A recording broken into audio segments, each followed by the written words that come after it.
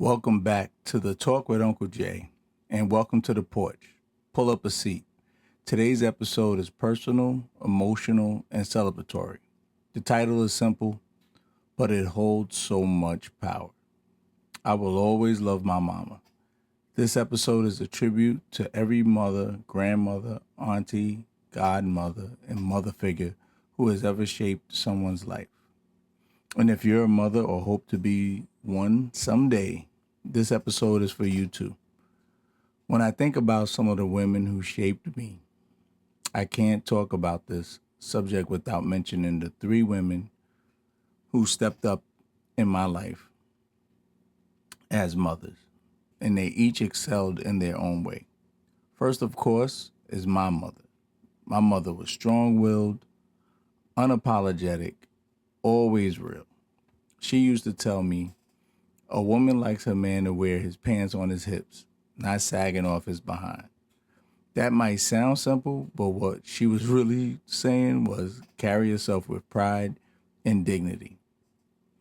She taught me how to respect women, how to carry myself as a man, and how to love the right way. But that wasn't the only lesson she taught me. My mother used to tell me, do it now. Don't wait for later. What you can do now. What stuck with me, I can still hear her voice, reminding me to stay on top of my responsibilities, to take action and not procrastinate. She also used to say, if it ain't one thing, it's another. And you know what? That saying helped me navigate life's ups and downs. It reminded me that problems will come, but you keep moving forward. All of these sayings, all of her wisdom helped me grow into the man that I am today. They shape me in how I see the world, how I carry myself as an adult, and how I handle life's many twists and turns.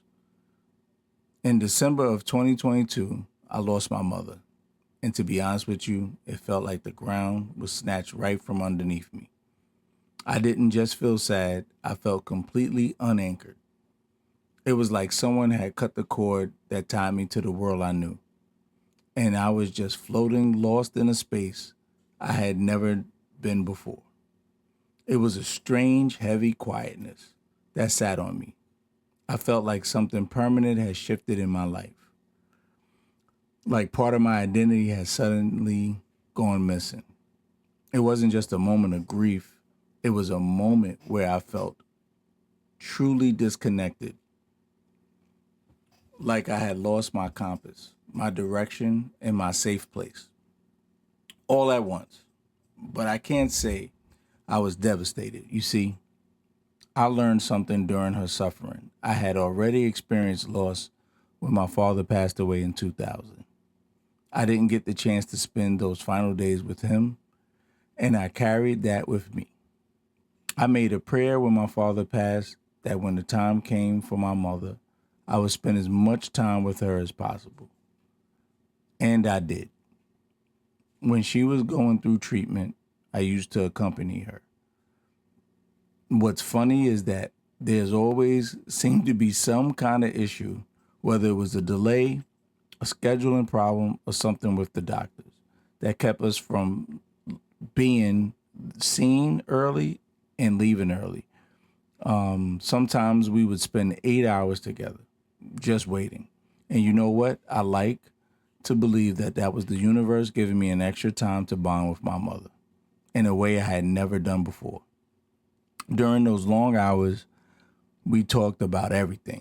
I got to know her on a deeper level, not just as my mother, but as a woman.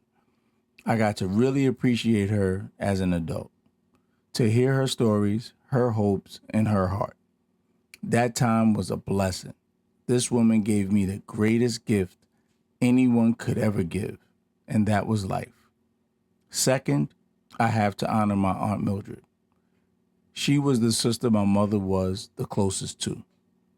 She lived on the other side of Queens, New York, but distance never kept her from being there for me. In fact, Aunt Mildred brought me home from the hospital when I was just a couple of days old, and she's been with me ever since. I love my Aunt Mildred. She has been like a bonus mother in my life, always there, always present, and always ready with advice that I could carry with me to this day.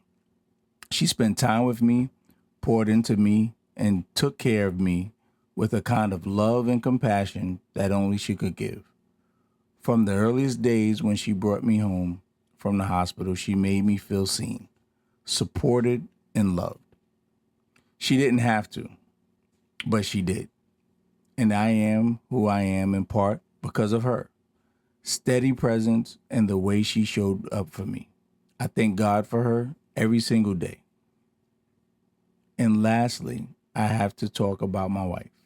When I got custody of my children, it was one of the most challenging times of their lives, and it became one of the most challenging times of mine. But my wife stood by me. She supported me. She supported my children. She didn't just stand by me, we stood together. We faced the challenges together, and we saw it through. So whether it's your mother, your aunt, your partner, or any woman who has stepped in and played that role in your life, mothers come in many forms, and their influence lasts forever. I also want to take a moment to recognize something important. I know there are women who have made the decision that motherhood is not a part of their journey, and that is perfectly okay. That is their choice, and it deserves respect. But I also know there are women out there who dream of becoming mothers, who have tried and tried, but it just hasn't happened for them yet. To those women, I want you to know, you may not have given birth to a child, but that doesn't mean you aren't already a mother in someone's life. You have likely played the role of mother, guide, mentor, safe place for many. You have poured into others with love, patience, and wisdom. And I want you to hear this.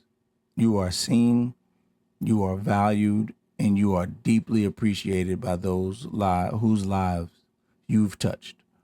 You carry the heart of a mother, and that is something to be honored. Now let's shift gears just a little. Let's talk to the women out there who are raising children right now or plan to become mothers one day. You are your child's first teacher, their first love, their first protector.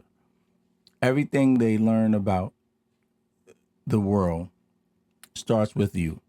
And because of that, I want to share 3 important tips I believe can help you be the best mother you can be. First, be present. It's not about giving them everything they ask for or creating perfect moments. It's about showing up, listening, and being there, day in and day out. Your presence is more valuable than anything you could ever buy them. Second, teach by example. Your children learn more from what you do than what you say.